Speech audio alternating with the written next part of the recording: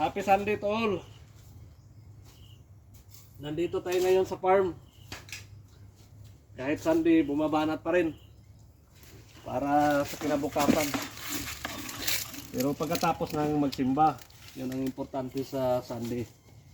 Manalangin po tayo, magsimba, tapos magsimba, saka na magtrabaho. Nagabono po kami ngayon. Potas ang gamit namin at saka 14-14.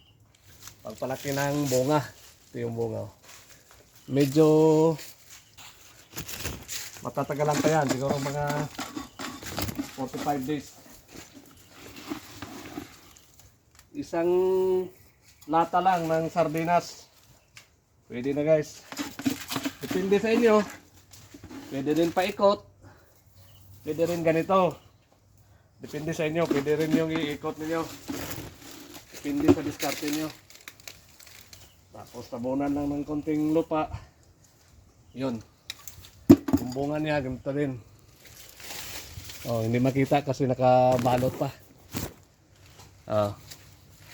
Thank you guys for watching guys.